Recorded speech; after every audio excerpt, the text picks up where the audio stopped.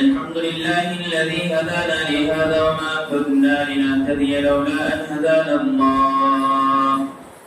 أشهد أن لا إله إلا الله وحده لا شريك له، وأشهد أن محمدا عبده ورسوله أرسله بالحق بشيرا ونذيرا وداعيا إلى الله بإذنه وسراجا منيرا. فأعوذ بالله السميع العليم من الشيطان الرجيم من همزه ونفخه ونفسه. بسم الله الرحمن الرحيم. يا أيها الذين آمنوا اتقوا الله حق تقاته ولا تموتن إلا وأنتم مسلمون. بسم الله الرحمن الرحيم. يا أيها الناس اتقوا ربكم الذي خلقكم من نفس واحدة وخلق منها زوجها وبث منهما رجالا كثيرا ونساء واتقوا الله الذي تساءلون به والأرحام إن الله كان عليكم رقيبا.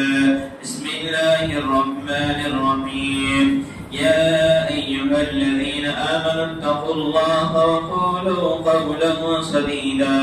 يصلح لكم أعمالكم ويغفر لكم ذنوبكم ومن يطع الله ورسوله فقد فاز فوزا عظيما.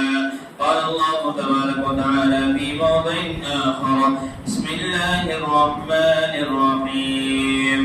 فسوف يحاسب حسابا يسيرا.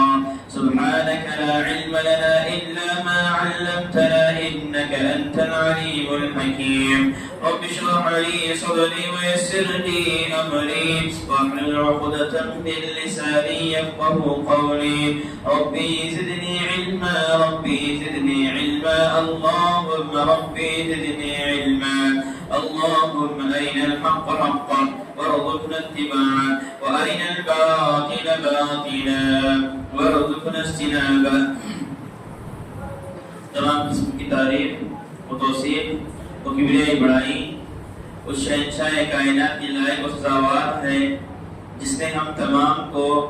اشرف المخلوقات ہونے کا درجہ عنایت فرمایا. یہی وہ ذات ہے جس نے سمندروں کے اندر بڑے سے بڑی مچھلی کو پانی کے اندر سانس کا کی ہے. یہی وہ ذات ہے جو چھوٹے چھوٹے بیلوں میں چھوٹے چھوٹے چٹکیوں کو برابر وقت پہنچا رہی ہے. یہی وہ ذات ہے نہ تو اس کے حکم کے بغیر زمین کا کوئی کنکر اپنے جگہ سے حرکت کر سکتا ہے اور نہ ہی درخت کا کوئی پتا جگہ سے حرکت کر سکتا ہے. جتنی بھی پروردگار عالم کی تعریف کرے کم ہے. اس کے بعد تمام انبیاء علیہ السلام پر درود نازل ہو، خصوصاً میرے اور آپ کے آخری نبی تاجدار مدنی احمد مصطفیٰ جناب محمد رسول اللہ صلی اللہ علیہ وسلم پر اللہم بارک وسلم. جو مسلسل ہمارے جمعہ کی خطبے چل رہے ہیں موت کے تعلق سے، موت کی کیفیت، قبر، میدان محشر کے جو چیزیں ہونے والی ہے قیامت کے تعلق سے، اور قیامت کے اندر میدان محشر کے اندر جو چیزیں ہونے والی ہیں ان تمام کی تمام چیزوں پر ہماری لبکشائی چل رہی ہے. آج کے خطبے کے اندر جو پچھلے جمعہ باتیں ابھی بچی تھی اسے انشاءاللہ آج کے خطبے کے اندر بتا کر اپنی بات کو ختم کرنے کی کوشش کروں گا. پروردگار عالم سے دعا ہے اللہ رب العالمین مجھے حق بات کہنے کی اور آپ تمام کو اور مجھ کو اس پر عمل پیرا ہونے کی توفیق عنایت فرمائے. آمین یا رب العالمین. پچھلے جمعہ کے اندر جو ہماری بات ختم ہوئی تھی گنہگاروں کا طبقہ حضرت آدم علیہ السلام کے پاس پہنچے گا. ایسا پہنچتے پہنچتے انبیاء کرام کے پاس سے جب آخری نبی جناب محمد رسول اللہ صلی اللہ علیہ وسلم کے پاس آئے گا، کہے گا اللہ کے رسول صلی اللہ علیہ وسلم اللہ رب العالمین نے آپ کے اگلے اور پچھلے تمام گناہ معاف کیا ہوا تھا. اللہ رب العالمین نے آپ کو خاتم الانبیاء کا لقب دیا تھا. اللہ رب العالمین نے آپ کو محمد رسول اللہ کا لقب دیا تھا. کیا آپ دیکھتے نہیں کہ ہم کس قدر مصیبت کے اندر پڑے ہوئے ہیں؟ کیا آپ دیکھتے نہیں ہم کس قدر پریشانی کے عالم میں پڑے ہوئے ہیں؟ آپ اللہ رب العالمین کے سامنے ہماری سفارش کیجیے. اس وقت اللہ کے رسول صلی اللہ علیہ وسلم کو حکم ہوگا تو اس وقت اللہ کے رسول صلی اللہ علیہ وسلم اللہ کے عرش کے تلے اپنے آپ کو سجدے ریز میں ڈالیں گے, اپنے آپ کو سجدے کے اندر رکھیں گے. اس وقت اللہ رب العالمین اللہ کے رسول صلی اللہ علیہ وسلم پر ایسے ایسے کلمات الہام کریں گے. آج سے پہلے نہ کسی مولوی کو اللہ رب العالمین نے وہ کلمات سکھایا ہے, آج سے پہلے نہ کسی بابا کو اللہ رب العالمین نے وہ کلمات سکھایا ہے, آج سے پہلے نہ کسی اولیاء اللہ کو ہو یا نبی کو ہو اللہ رب العالمین نے وہ کلمات الہام کیا ہے, بلکہ اللہ کے رسول صلی اللہ علیہ وسلم اللہ کے سامنے عرش کے نیچے سجدے کے اندر پڑے رہیں گے. روایتوں کے اندر آتا ہے اللہ کے رسول صلی اللہ علیہ وسلم لگ بھگ 7 دن اپنے آپ کو سجدے کے اندر رکھیں گے. اس کے بعد محمد صلی اللہ علیہ وسلم کو حکم ہوگا ارفع رأسک یا محمد, اے محمد صلی اللہ علیہ وسلم تم اپنے سر کو اٹھائیے اور اپنی امت کے تعلق سے سفارش قبول کیجیے, اپنے امت کے تعلق سے سفارش طلب کیجیے. اس کے بعد اللہ کے رسول صلی اللہ علیہ وسلم موحدین کے تعلق سے سفارش طلب کریں گے جو لوگ اس کائنات کے اندر رہتے ہوئے گناہ کے کام کیا کرتے تھے, ساتھ موحد بھی تھے. اللہ رب العالمین محمد صلی اللہ علیہ وسلم کی سفارش سے انہیں جنت کے اندر داخلہ دے دیں گے. رہا مسئلہ ان لوگوں کا جو اس دنیا کے اندر رہتے ہوئے اپنی منمانی طور پر زندگی گزارتے ہیں, اللہ اور اس کے رسول صلی اللہ علیہ وسلم کے احکامات اور تعلیمات کے مطابق زندگی بسر نہیں کرتے, تو یہ لوگ یہی کہیں گے یا لیتنی کنت ترابا, کہ ہم عذاب نہ دیکھ پاتے تاکہ ہم مٹی بن جاتے, یا پھر یہ کہیں گے قدمت لحیاتی, پروردگارہ دوبارہ دنیا کے اندر بھیج دیتا تاکہ ہم نیک عمل کرتے. اس وقت کا پچھتانا کچھ کام نہیں آئے گا. اما عائشہ رضی اللہ عنہا اللہ کے رسول صلی اللہ علیہ وسلم سے پوچھتی ہے, اللہ کے رسول صلی اللہ علیہ وسلم بلا آپ بتائیے میدان محشر کے اندر اللہ رب العالمین تمام لوگوں کا حضرت آدم علیہ السلام سے لے کر قیامت کی صبح تک جتنے لوگ آئیں گے تمام لوگوں کا حساب کس قدر لیں گے؟ تو اللہ کے رسول صلی اللہ علیہ وسلم کی آیت مبارکہ پڑھ کر سناتے ہیں فسوف یحاسب حسابا یسیرا, ہر آدمی کا جو حساب ہوگا بڑے آسانی کے ساتھ ہوگا. علماء کرام اس تعلق سے لکھتے ہیں تو ہمارے عائشہ رضی اللہ عنہا اسی آیت کے ضمن میں کہا تھا جس قدر بتایا گیا ہے فسوف یحاسب حسابا یسیرا, پروردگار عالم لوگوں کا جو حساب لیں گے بڑے آسانی کے ساتھ لیں گے, بڑے آسانی کے ساتھ لیں گے. تو ہمارے عائشہ رضی اللہ عنہا یہی پوچھتی ہے کس قدر آسانی کے ساتھ ہوگا, حالانکہ آدم سے لے کر محمد صلی اللہ علیہ وسلم اور محمد صلی اللہ علیہ وسلم سے لے کر قیامت کی صبح تک جتنے افراد آئیں گے تمام چٹیل میدان کے ہوں, چٹیل میدان کے اندر ہوں گے, تو کس قدر حساب ہوگا. تو اللہ کے رسول صلی اللہ علیہ وسلم کہتے ہیں پروردگار عالم کی ذات جس قدر صبح کے وقت لوگوں کو رزق فراہم کرتے ہیں, جس قدر ساری دنیا پر اللہ رب العالمین رزق دیتے ہیں, صبح کے وقت اللہ تعالیٰ یہی بناتے ہیں جس قدر اللہ رب العالمین امت محمدیہ کو صبح کے وقت رزق پہنچا رہے ہیں, اسی طریقے سے قیامت کے دن جتنے لوگ آئیں گے اللہ رب العالمین تمام لوگوں کا حساب اس قدر لیں گے. رہا آدمی گنہگار, رہا آدمی نیک, اگر ایک آدمی ہے تو اس کے ہاتھ میں کہا جائے گا اقرا کتابک کفی بنفسک اليوم علیک حسیبا, کہ اللہ رب العالمین ایک آدمی کے ہاتھ میں, چاہے وہ آدمی نیک ہو چاہے وہ آدمی برا ہو, نیک آدمی کے ہاتھ میں اس کی کتاب تھما دی جائے گی. اقرا کتابک, لے تیری کتاب کفی بنفسک اليوم علیک حسیبا, آج کے دن دیکھ لیتے کتاب کے اندر تیرے نام اعمال کے اندر کیا کیا لکھا جا چکا ہے اور کیا کیا نہیں. وہ آدمی نیک رہے گا تو کتاب لے گا, زور سے چلاتے ہوئے کہے گا کہ دنیا کے اندر میں یہ کام کیا کرتا تھا, دنیا کے اندر نیک کام کیا کرتا تھا. اس کے بعد رہا آدمی وہ جو دنیا کے اندر رہتے ہوئے نیک کام نہیں کیا کرتا تھا، اللہ اور اس کے رسول صلی اللہ علیہ وسلم کے احکامات اور تعلیمات کے مطابق زندگی نہیں گزارا کرتا تھا، جب ایسے لوگوں کے ہاتھ میں اپنی کتاب تھما دی جائے گی تو ایک آدمی کہے گا ہائے میری بربادی، ہائے میری بربادی، یقولون یا لیتنا اطعنا اللہ و اطعنا الرسول، اے کاش کہ ہم دنیا کے اندر، اس وقت آدمی کاش کا الفاظ استعمال کیا کرے گا، کہے گا اے کاش کہ ہم دنیا کے اندر اللہ کی اطاعت کی ہوتی، رسول کی اطاعت کی ہوتی، اس وقت کا پچھتانا کچھ کام نہیں آئے گا۔ تو بتانا مقصد یہی ہے، ہر آدمی کے ہاتھ میں اس کی کتاب دی جائے گی، اس کے نام اعمال کی کتاب اس کے ہاتھ میں تھما دی جائے گی، اگر اس کے نام اعمال کی پرچی بہتر رہے گی تو اس کا دنیا کے اندر آخرت کے اندر جو معاملہ رہے گا دنیا سے برعکس اس سے بہتر رہے گا، اللہ رب العالمین اسی کے ساتھ ساتھ اسے جنت کے اندر ڈال دیں گے۔ رہا مسئلہ ان لوگوں کا، اگر اس کے ہاتھ میں یہ اقرا کتابت کے تحت اس کے ہاتھ میں کتاب دے دی جائے گی، دنیا کے اندر رہتا تھا من اہتدی یعنی اللہ کے راستے کو چھوڑ کر منمانی زندگی گزارا کرتا تھا، تو ایسا آدمی کہے گا اے کاش کہ میرا نام اعمال ہمارے ہاتھ میں نہ تھما جاتا، اے کاش کہ ہمارے نام اعمال کی جو پرچی ہے، ہمارے نام اعمال کی جو کتاب ہے ہمارے ہاتھ میں اللہ رب العالمین نہ دیتا، ہم ان گناہوں کو دوبارہ یاد نہ کرتے۔ لہذا مسلمانوں بتانا مقصد یہی ہے، آج دنیا کے اندر ہم جو کچھ کام کر رہے ہیں، چاہے وہ کام اچھا ہو، چاہے وہ کام برا ہو، چاہے وہ عمل رائی کے دانے کے برابر کیوں نہ ہو، چاہے وہ برائی رائی کے دانے کے برابر کیوں نہ ہو،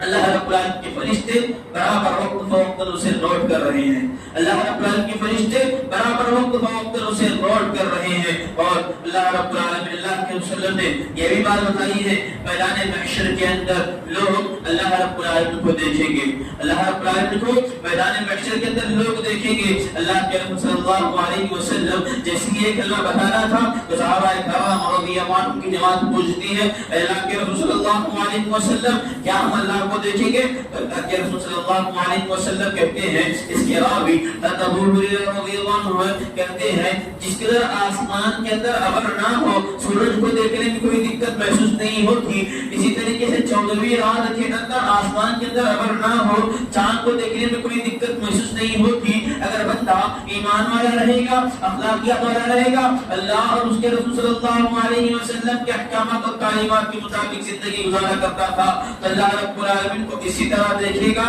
جس طرح یہ دنیا کے اندر سورج اور چاند کو دیکھا کرتا تھا، جس طرح دنیا کے اندر سورج اور چاند کو دیکھا کرتا تھا۔ اس کے ضمن میں اللہ کے وسلم نے ایک آیت یہ بھی بتا دی ہے فسبح بحمد ربک قبل طلوع الشمس وقبل غروبها، اگر کوئی آدمی سورج نکلنے سے پہلے اور سورج غروب ہونے سے پہلے اللہ کی تسبیح بیان کرتا ہے تو اللہ رب العالمین ایسے لوگوں کو اپنا دیدار کرائیں گے، اللہ رب العالمین ایسے لوگوں کو اپنا دیدار کرائیں گے۔ اب ذہنوں کے اندر ایک بات پیدا ہوتی ہے سورج نکلنے سے پہلے ہم اللہ کی تسبیح کیسے بیان کریں؟ تو مراد نماز فجر ہے، مراد نماز فجر ہے۔ آج ہم میں سے اکثر و بیشتر نوجوانان اسلام آپ کو دیکھنے کو ملیں گے جمعہ کے وقت ہو یا مغرب کے وقت ہو اپنے آپ کو نمازوں کے معاملے میں پہل کرتے ہیں، اپنے آپ کو پہلے صف میں نہ کھڑے رکھتے ہیں، جیسے ہی فجر کا معاملہ ہوتا ہے اپنے زندگی کو آرام پہنچانے کے لیے، اپنی زندگی کو سکون پہنچانے کے لیے،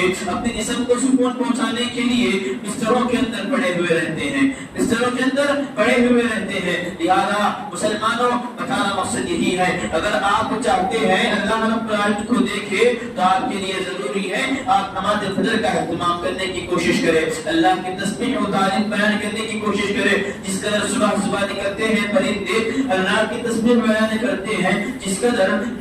یونس علیہ السلام سمندر کے اندر پڑے ہوئے تھے، یونس علیہ السلام مچھلی کے پیٹ میں سمندر کے اندر پڑے ہوئے تھے، یونس علیہ السلام کو جب الہام ہوا کہ تاکہ پانی کے اندر جو مچھلیاں ہوتی ہیں اللہ کی تسبیح بیان کرتی ہیں، یونس علیہ السلام مچھلیوں کو دیکھتے ہیں پانی کے اندر اللہ کی تسبیح تسبیح بیان کر رہے ہیں، اسی کو دیکھ کر حضرت یونس علیہ السلام جیسے ہی باہر نکلتے ہیں اللہ کی تسبیح بیان کرتے ہیں۔ بعض روایتوں کے اندر یہ بھی بات ملتی ہے یونس علیہ السلام جب سمندر کے اندر تھے، مچھلیوں کی چیخ کی آواز سن رہے تھے، جو اللہ کی فریاد کر رہے تھے، اللہ کی تسبیح بیان کر رہے تھے، وہاں پر یونس علیہ السلام نے مسجد بنائی، یعنی مچھلی کے پیٹ کے اندر سجدہ کیا اور یہ الفاظ استعمال کیا، لا الہ الا انت سبحانک انی کنت من الظالمین۔ آج بھی ہم میں سے اکثر و بیشتر نوجوانان اسلام مصیبتوں کے اندر پڑے ہوئے ہیں، پریشانیوں کے اندر پڑے ہوئے ہیں، ہم لوگوں کے لیے بھی ضروری ہے جس قدر یونس علیہ السلام پریشانی کے اندر تھے، لا الہ الا انت سبحانک انی کنت من الظالمین کا ورد کیا تھا، ہم میں سے اکثر و بیشتر نوجوانان اسلام ہو، بھلے بھائی کیوں نہ ہو، مصیبت کے اندر پڑے ہوئے ہیں، ہم لوگوں کے لیے ضروری ہے کہ ہم ہمیشہ لا الہ الا انت سبحانک انی کنت من الظالمین ان دعا کا اہتمام کرنا چاہیے۔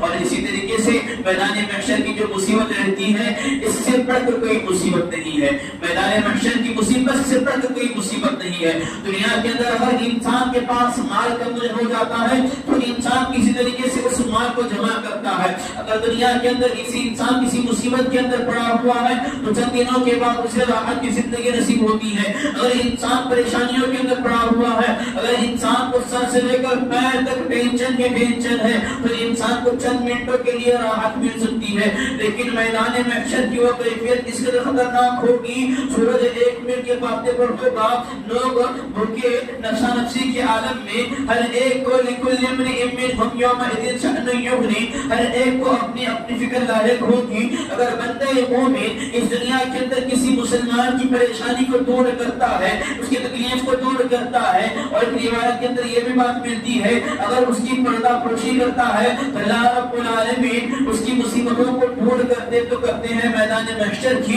اسی طریقے سے اگر اس کے اندر کوئی برائی ہے تو اللہ رب العالمین تمام لوگوں کے سامنے، یہ بندہ لوگوں کی برائی نہیں کیا کرتا تھا بلکہ اس کی برائی پر پردہ ڈالا کرتا تھا، تو اللہ رب العالمین اس بندے کی مصیبتیں اور پردے مصیبتوں کو دور کریں گے تو کریں گے۔ اس کے اندر جو بدعملی ہے، اس کے اندر جو بے چیزیں ہیں، گناہ کے کام تھے، پردہ پوشی اللہ رب العالمین سے کریں گے۔ لہذا امت محمدیہ کے مسلمانوں بتانا مقصد یہی ہے، اس کائنات کے اندر جب تک زندہ رہے رب کی تسبیح بیان کرتے رہے، اس دنیا کے اندر جب تک زندہ رہے تب تک اللہ اور اس کے رسول صلی اللہ علیہ وسلم کے احکامات اور تعلیمات کے مطابق زندگی گزارنے کی کوشش کرے۔ یہ دنیا جو ہے اللہ رب العالمین نے یہاں پر ہمیں اس لیے بھیجا ہے لیبلوکم ایکم احسن عملا، تاکہ تم میں بہتر عمل کرنے والا کون ہے، تاکہ تم میں اچھا عمل کرنے والا کون ہے۔ اچھے عمل سے مراد یہ ہے اللہ ہمارا دل کے مطابق اچھا عمل نہ ہو۔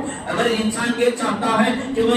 نماز فجر ادا کر رہا ہوں، نماز فجر 3 رکعت ادا کروں گا، یہ اچھا عمل ہے، نماز دہرانا ہے میں 5 رکعت ادا کروں گا، یہ اچھا عمل ہے، یہ صحیح نہیں ہے۔ اچھے عمل سے مراد اللہ کے رسول صلی اللہ علیہ وسلم کے طریقے کے مطابق عمل ہونا چاہیے۔ اللہ کے رسول صلی اللہ علیہ وسلم نے جس قدر ہمیں حکم دیا ہے اسی کے مطابق ہمیں عمل کرنا ہے، اور قیامت کے اندر میدان محشر کے اندر جب تمام لوگوں کا حساب ہوگا تو اللہ رب العالمین ایک چیز یہ ملتی ہے، اللہ کے وسلم نے یہ بھی بات بتائی ہے، اللہ رب العالمین اس وقت ہر ذمہ دار سے سوال کریں گے، جیسا کہ حدیث ہے کلکم راع و کلکم مسئول عن رعایتہ۔ اگر ایک بندے کے ہاتھ میں کسی بھی چیز کی کوئی چیز دی جاتی ہے، کوئی ایک چیز دی جاتی ہے، کلکم راع و کلکم مسئول عن رعایتہ، اگر اس کے ہاتھ میں کسی چیز کی ذمہ داری دی جاتی ہے، اس کے ہاتھ میں کسی چیز کی ذمہ داری تھام دی جاتی ہے، اسی کے ذمہ داری کے تعلق سے اس کے سوال ہو جائے گا۔ اگر کسی آدمی کے ہاتھ میں مسجد ہے، اگر وہ آدمی مسجد کی دیکھ بھال نہیں کرتا ہے، مسجد کے اندر جتنے چیزوں کی ضرورت پڑتی ہے ان چیزوں کو برابر اٹینڈ نہیں کرتا ہے، اس کے ذمہ داری کے تحت اس کے سوال ہوگا۔ اور ایک روایت یہ بھی ملتی ہے اگر ایک آدمی کے ہاتھ میں اس کے بیوی بچے اس کے کنٹرول میں ہے، اگر آدمی کے پاس بیوی بچے ہیں، اس کی بیوی بچوں کے تعلق سے مجھ سے سوال کیا جائے گا، کلکم راع وکلکم مسئول عن رعایتہ کے تحت اللہ رب العالمین جن لوگوں کے پاس جو ذمہ داری ہے اس ذمہ داروں کے تعلق سے سوال کیا جائے گا۔ اگر میرے سر پر ایک ذمہ داری ہے، پنج وقتہ نماز ادا کرنا ہے، لوگوں کے سامنے جمعہ کا خطبہ دینا ہے، اگر اگر اس کے اندر میں ذرا برابر بھی کوتاہی کرتا ہوں تو میرا عمل کہیں پر ہی رہا، لیکن اس تعلق سے مجھ سے سوال ہو جائے گا، اس کے تعلق سے مجھ سے سوال ہو جائے گا۔ بھلے آپ کیوں نہ ہو، آپ کے سر پر جو کچھ ذمہ داری ہے، آپ بھلے کتنے ہی عمل کیوں نہ کر جائے، آپ کے عمل ایک طرف رکھ دیے جائیں گے، آپ کو آپ کی ذمہ داری احساس دلاتے ہوئے آپ کو ذمہ داریوں کے ساتھ تعلق سے سوال کیا جائے گا۔ لیکن آج امت کے اندر، امت محمدیہ کے اندر ایسے ایسے افراد آپ کو دیکھنے ملیں گے، ذمہ داریاں لینے کے لیے لوگ آگے بڑھتے ہیں، ذمہ داریاں لینے کے لیے لوگ آگے بڑھتے ہیں۔ مجھے مسجد کا فلاں بنائیے، مجھے مسجد کا خزانچی بنائیے، مجھے مسجد کا ذمہ دار بنائیے، میرے ہاتھ میں کنٹرول رہنا چاہیے، میرے ہاتھ میں یہ رہنا چاہیے، میرے ہاتھ میں فوراً رہنا چاہیے۔ تو مسلمانوں ایک بات یاد رکھیو، آپ کے ہاتھ میں جو کچھ ہے، لیکن اللہ رب العالمین آپ کو اس تعلق سے سوال کرے گا۔ انسان جس قدر تکلیف کے اندر دنیا کے اندر رہتا ہے، میدان محشر کی تکلیف اس سے بڑھ کر رہے گی۔ اگر انسان جس قدر لوگوں سے سوالات کرتا ہے، اگر انسان کے ہاتھ میں ذمہ داریاں رہتی ہیں، اگر انسان کے پاس جس قدر چیزیں رہتی ہیں، اللہ رب العالمین اسی کے مطابق اس سے زیادہ سوالات کریں گے۔ اور ایک روایت یہ بھی ملتی ہے، ثم لتسألن يومئذ عن النعيم، ثم لتسألن يومئذ عن النعيم۔ اللہ رب العالمین نے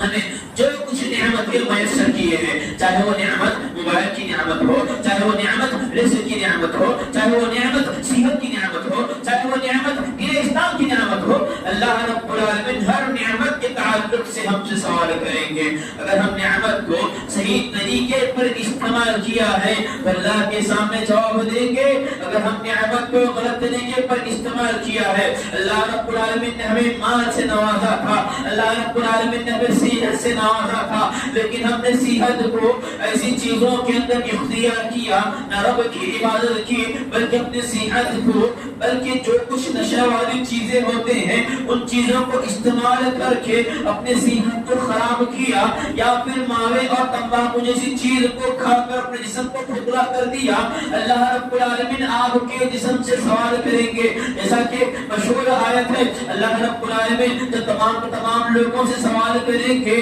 ایک بندہ اللہ کے سامنے کہے گا، پروردگار عالم میں دنیا کے اندر تھا تو رب کی تیری عبادت کیا کرتا تھا، رسول کے احکامات و تعلیمات کے مطابق زندگی گزارا کرتا تھا، حالانکہ آدمی دنیا کے اندر تھا تو رب کی عبادت نہیں کیا کرتا تھا، حالانکہ آدمی دنیا کے اندر تھا تو محمد صلی اللہ علیہ وسلم کی تعلیمات کے مطابق زندگی گزارا نہیں کرتا تھا۔ تو اس کے بارے میں رب کا کلام کہتا ہے، اليوم نختم على افواههم وتكلمنا ايديهم وتشهد ارجلهم بما كانوا يكسبون۔ اللہ رب العالمین اس وقت ہمارے منہ کو مہر لگا دیں گے، اپنی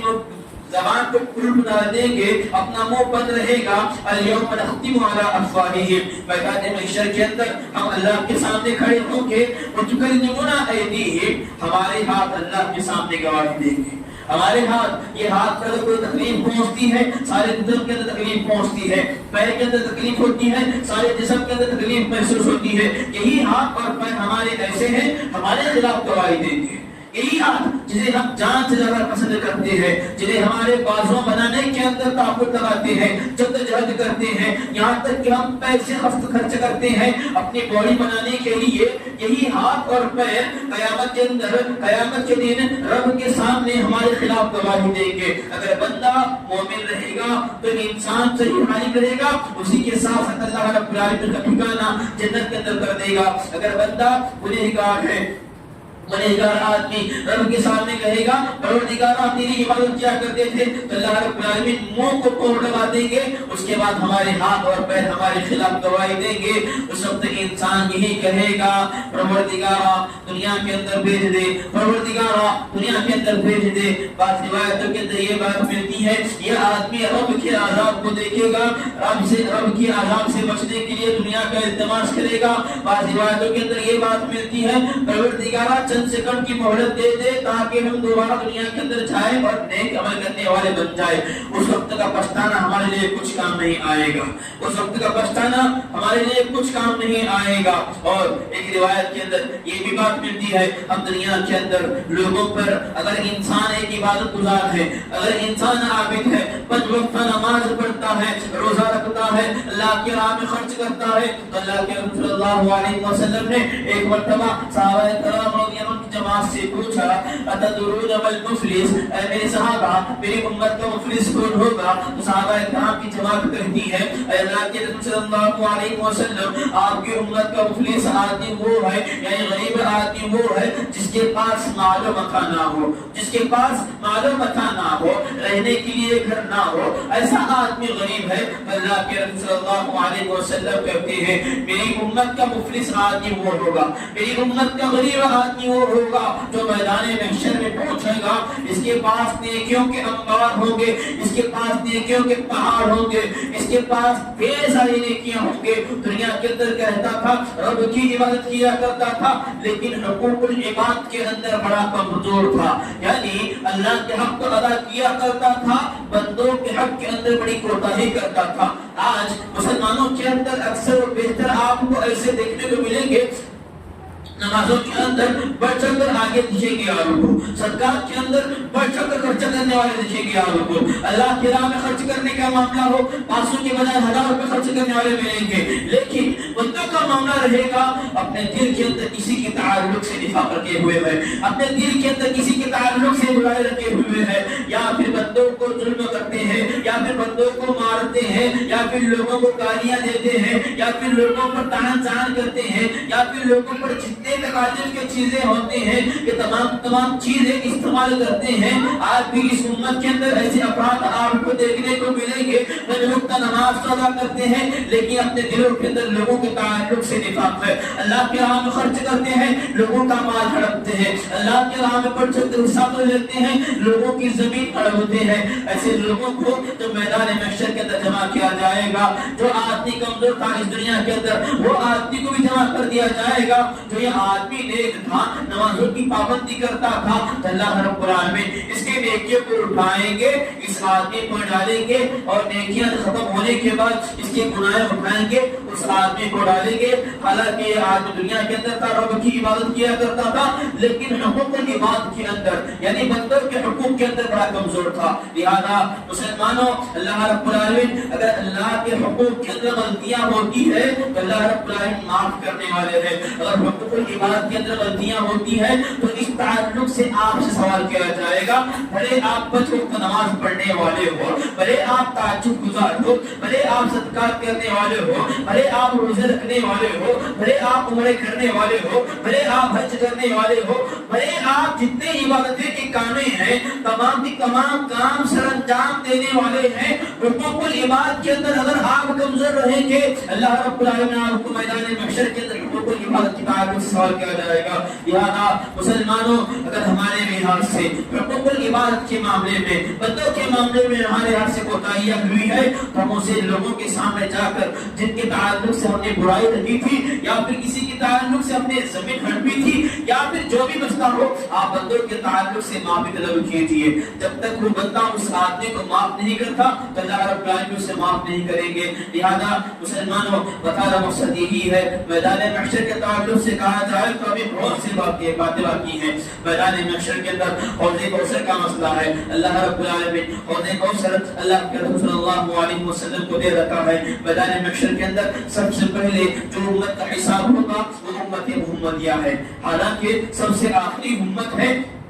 اس دنیا کے اندر، سب سے آخری امت محمدیہ، اور یہ امت محمدیہ صلی اللہ علیہ وسلم محمد صلی اللہ علیہ وسلم کی امت محمدیہ ہے۔ اس امت محمدیہ کا سب سے پہلے حساب و کتاب ہوگا۔ امت محمدیہ کے اندر اچھی امت رہے گی، نیک عمل کرنے والی رہے گی، اللہ اور اس کے رسول صلی اللہ علیہ وسلم کے احکامات اور تعلیمات کے مطابق زندگی گزارنے والی رہے گی، اللہ رب العالمین کو جنت کے اندر داخل کر دیں گے۔ انشاءاللہ آنے والا جمعہ جنت کی تعلق تعلق سے جنت کی نعمتیں، جنت کے تعلق سے جو کچھ باتیں رہیں گی آپ کے سامنے پیش کرنے کی کوشش کروں گا، اور میدان محشر کے اندر اللہ کے رسول صلی اللہ علیہ وسلم کو حوض کوثر عطا کیا جائے گا، اور اللہ کے رسول صلی اللہ علیہ وسلم اپنی امت کو حوض کوثر کا پانی، حوض کوثر کا پانی یہ ایسا پانی ہے، علماء کرام لکھتے ہیں دودھ سے زیادہ سفید اور شہد سے زیادہ میٹھا پانی ہے۔ اللہ کے رسول صلی اللہ علیہ وسلم اپنی امت کو دے رہے ہوں گے۔ امت کے اندر بعض افراد ایسے بھی ہوں گے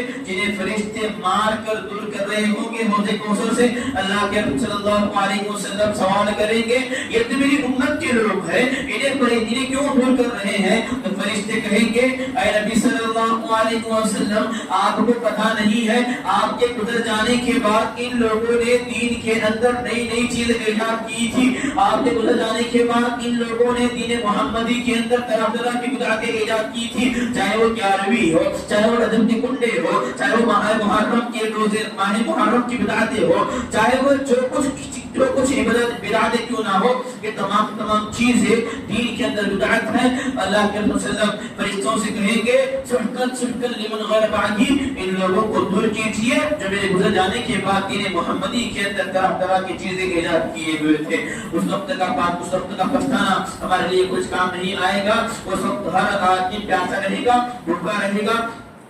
جسے حوض کوثر نصیب ہوا اس کی پیاس مٹ گئی، جسے حوض کوثر نصیب ہوا اس کی بھوک مٹ گئی۔ اس وقت کا پچھتانا کچھ کام نہیں آئے گا۔ اس لیے اس دنیا کے اندر مختصر زندگی جانتے ہوئے اللہ اور اس کے رسول صلی اللہ علیہ وسلم کے احکامات اور تعلیمات کے مطابق زندگی ڈھالنے کی کوشش کرے۔ کسی شاعر نے کیا خود کہا ہے، یقیناً آئے گا وہ دن جب کہ محشر برپا ہوگا، یقیناً آئے گا وہ دن جب کہ محشر برپا ہوگا، وہاں نہ باپ بیٹے کا نہ بیٹا باپ کا ہوگا۔ آخر میں رب کعبہ سے دعا ہے اللہ رب العالمین جب تک اس دنیا کے اندر زندہ رکھے، ایمان کی حالت میں زندہ رکھے، جب ہمارا خاتمہ ہو تو اسلام کی حالت میں ہو۔ پروردگار عالم سے دعا ہے اللہ رب العالمین ہم پر جو مصیبتیں آئی ہوئی ہیں ان مصیبتوں اور پریشانیوں کو دور کرے۔ پروردگار سے دعا ہے اللہ رب العالمین جب تک اس دنیا کے اندر زندہ رکھے، ایمان کی حالت میں اور ہمارے گھر والوں کو توحید کی حالت میں رہنے کی توفیق نصیب فرمائے، آمین۔ اقول قولی ھذا ولسائر المسلمین فاستغفروه